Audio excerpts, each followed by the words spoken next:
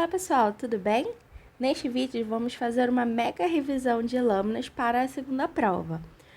Vamos começar então com o tecido nervoso, mas antes a gente precisa lembrar da estrutura do neurônio, porque a gente divide histologicamente os órgãos do sistema nervoso em substância branca e substância cinzenta. A substância branca, ela é formada pelo corpo do neurônio. Então, por essa partezinha aqui do neurônio, que é onde a gente encontra o núcleo, a gente encontra o nucleolo. Então, quando a gente for ver na lâmina, né, a gente vai ver o núcleo com esse pontinho no meio, que é o nucleolo, porque ele é bem evidente nos neurônios. E saindo do corpo, a gente encontra os dendritos, que são esses é como se fossem galinhos, né? Essas ramificações. Já a substância branca vai ser formada pelo axônio do neurônio. Então, essa parte aqui do neurônio forma a substância branca. Por que a gente chama de substância branca? Como vocês podem ver, o axônio ele pode ser revestido pela bainha de mielina. A bainha de mielina é um envoltório lipídico.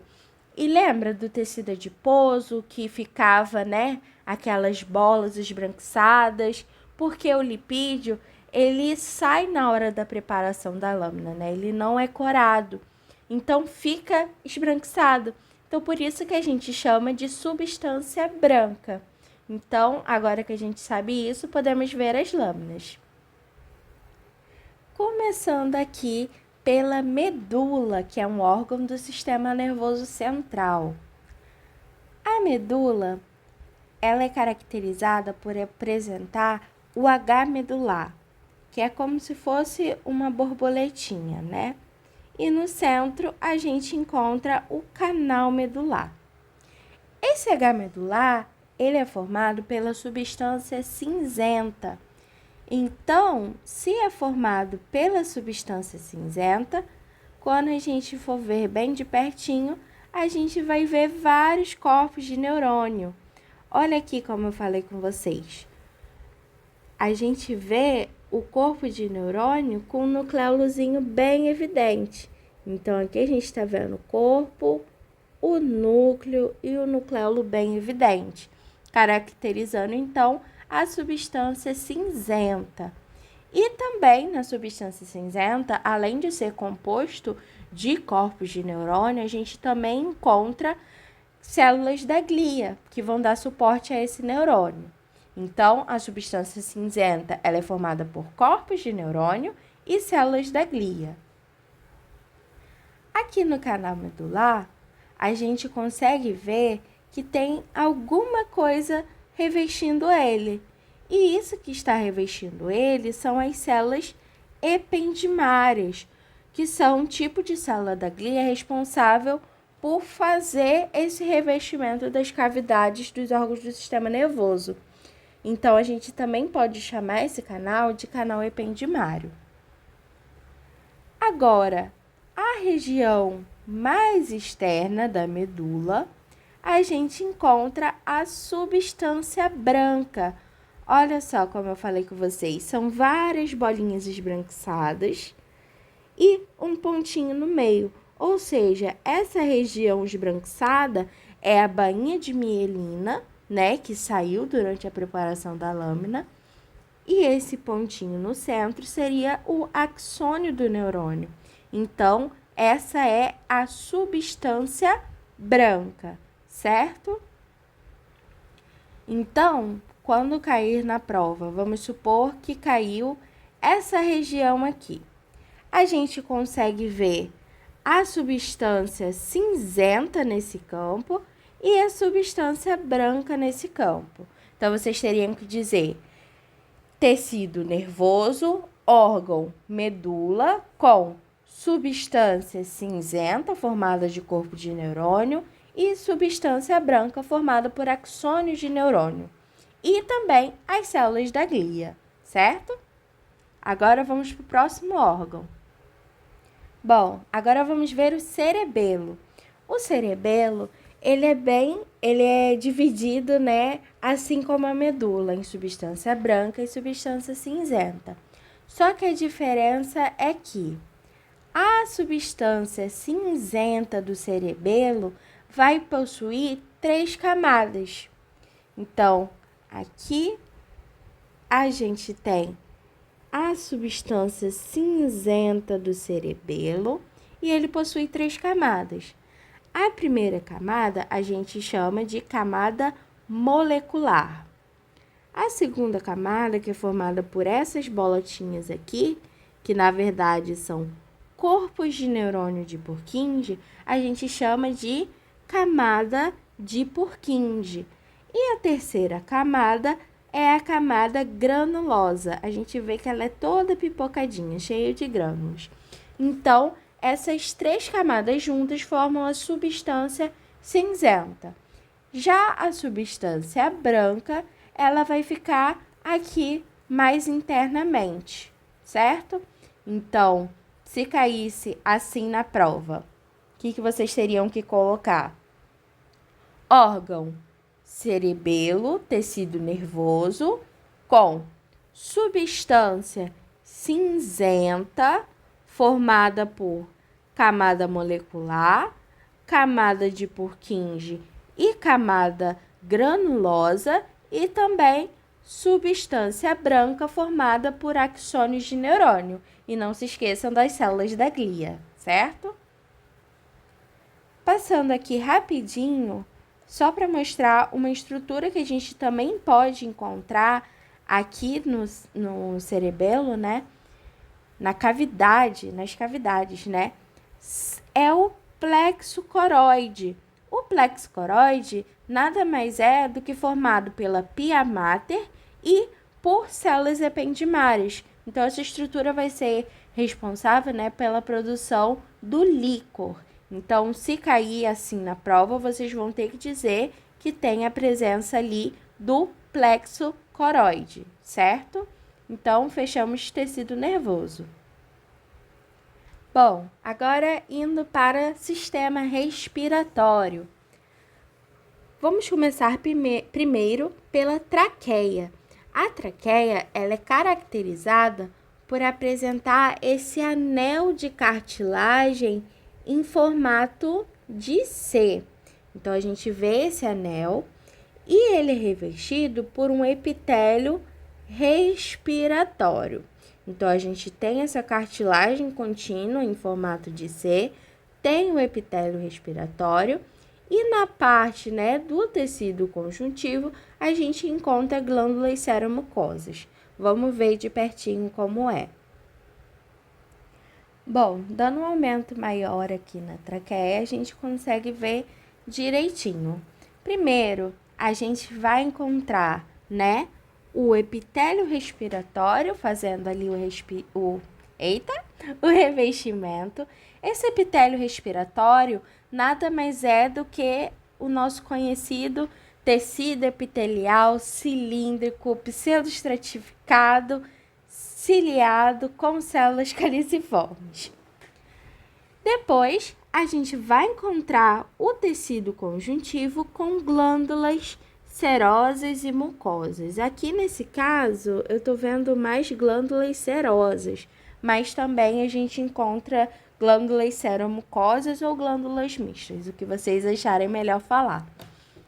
E depois, a gente encontra a cartilagem hialina.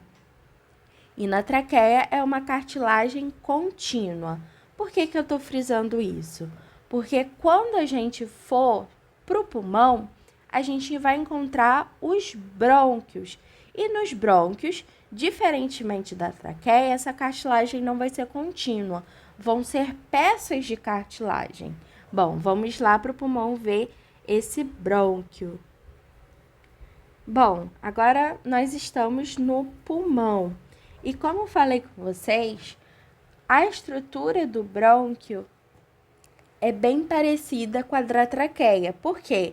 Ele também tem um epitélio respiratório, também tem glândulas seromucosas e também tem cartilagem. Só que a diferença é que aqui no brônquio são peças de cartilagem hialina, não é uma cartilagem contínua. E se a gente for ver, o brônquio, ele é todo fechadinho e esse epitélio, ele é todo preguiado. Então, a gente vê várias ondinhas, certo? Então, esse é o brônquio. O brônquio, ele está no pulmão, é por isso que aqui a gente consegue ver vários alvéolos. Então, sempre que o órgão for pulmão, a gente vai ver esses alvéolos pulmonares. Então, na hora de dar o diagnóstico na prova, vocês têm que dizer sistema respiratório, órgão pulmão. Se é pulmão, já bota logo com alvéolos pulmonares, né? E aqui nesse caso, a gente está vendo o brônquio. E o brônquio é formado por um epitélio respiratório, glândulas seromucosas e peças de cartilagem hialina, certo? No pulmão, a gente também vai encontrar os bronquíolos. Bom, mudei aqui de lâmina só para a gente conseguir ver melhor os bronquíolos. Os bronquíolos, diferentemente do brônquio, já não vai ter mais cartilagem. Então, se a gente viu no pulmão, né, o epitélio respiratório tá fechadinho, preguiado, mas a gente não tá vendo cartilagem, só pode ser bronquíolo, porque junto da cartilagem vai estar lá o brônquio, certo? E existem 3 tipos de bronquíolos, né? Mas a gente só vai comentar de 2, porque é muito difícil, né? Diferenciar bronquíolo terminal e bronquíolo propriamente dito. Então, vamos ficar só no bronquíolo terminal. O bronquíolo terminal, ele é todo fechadinho, tá vendo? Então, viu fechadinho aqui, não estamos vendo cartilagem, só pode ser o bronquíolo terminal. Agora, existe outro tipo de bronquíolo que ele é abertinho, que é o bronquíolo respiratório. Esse daqui é um exemplo de um bronquíolo respiratório. O bronquíolo respiratório, ele é abertinho porque ele tem a parede dele interrompida por alvéolos. Então, aqui a gente vê o epitélio respiratório e chegando aqui ele já é interrompido por alvéolos. Então, ele dá essa aparência de aberto, certo? Então, viu abertinho, bronquíolo respiratório. Viu fechadinho, bronquíolo terminal, certo? Então, de respiratório é isso. Não se esqueçam que tem que sempre justificar na prova que é sistema respiratório, qual é o órgão, nesse caso é o pulmão, dizer que tem alvéolos pulmonares e dizer qual estrutura você está vendo. Se você está vendo brônquio, se você está vendo bronquíolo, se você está vendo brônquio, entendeu? Então, vocês têm que especificar isso. Só para dar um exemplo para vocês. Se caísse um campo assim na prova.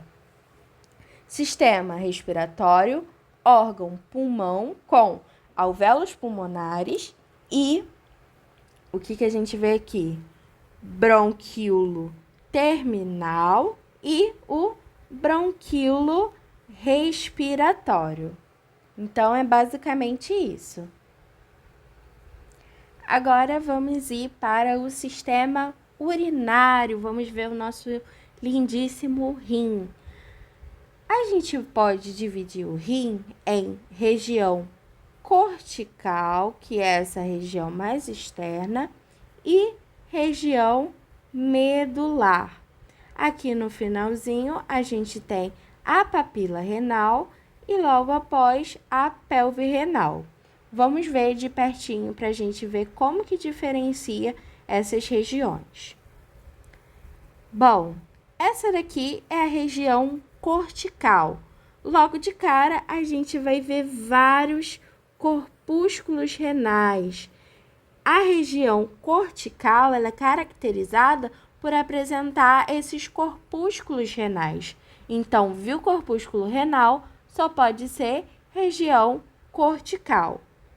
Nessa região cortical, a gente também encontra os tubos contorcidos proximais e os distais. Quando carregar, eu mostro para você. Bom, os tubos contorcidos proximais, como vocês podem ver, a luz dele é mais manchadinha, mais fechadinha. Por quê? O tubo contorcido proximal, ele é caracterizado por ser um epitélio cúbico simples com borda em escova. Então, ele vai ter a presença da borda em escova. Por isso que a luz dele é assim mais manchadinha. Já o tubo contorcido distal, ele é mais abertinho, tá vendo? Que a luz dele é bem abertinha, bem limpinha. Então, essa é a diferença entre um tubo contorcido proximal e um distal. Aqui a gente vê o belíssimo corpúsculo renal. O corpúsculo renal, ele é revestido por uma cápsula de Bowman, que é um epitélio pavimentoso simples, e no centro a gente tem o glomérulo renal. Esse conjunto forma o corpúsculo renal. E aqui eu deduzo que isso daqui seja uma mácula densa. Por quê? A mácula densa, ela fica ligadinha no corpúsculo renal, né? E é formada por um tubo contorcido distal. Então, é um tubo contorcido distal que se repousa sobre o corpúsculo renal. Mas, na prova, vamos supor, caiu essa região aqui. O que vocês teriam que dizer? Sistema urinário, órgão rim, região cortical com corpúsculos renais, tubos contorcidos proximais e distais, certo? Indo aqui mais para baixo, a gente chega na região medular. Na região medular, a gente já não vai ver mais esses corpúsculos renais. A gente vai ver o tubo mais alongadinho. Por quê? São as alças de Henle. As alças de Henle, elas se organizam como se fossem grampinhos. Por isso que a gente vê o tubo assim, mais estreitinho, tá vendo? Ele fica nesse formato mais retinho, diferentemente de lá na região cortical. Então, se caísse assim na prova, seria órgão, rim, sistema urinário, região medular com alça de Henle. Aqui também tem tubos contorcidos distais e também ductos coletores de urina, certo? Agora, indo aqui para essa região final, a gente encontra a papila renal. A papila renal, no corte, a gente vai ver ele de cara para a pelve renal. Então, essa regiãozinha aqui é a papila e aqui a gente tem a pelve renal. Na papila, a gente vê os tubos mais abertinhos, tá vendo? Ele fica mais aberto e mais redondinho, ele não fica tão estreito quanto na região medular. E aqui a gente tem a pelve renal. A pelve renal, ela é revestida, né, por um epitélio de transição, que é o urotélio. E logo após dela, a gente vê um tecido adiposo. Então, a gente sabe que está se falando da pelve renal quando a gente vê esse tecido adiposo. Só para vocês não confundirem com a bexiga. Por quê? A bexiga também tem esse epitélio de transição, só que não vai ter esse tecido adiposo, certo? Então, caiu essa região na prova, vocês têm que dizer que é papila renal e pelve renal, certo? Então, fechou sistema urinário.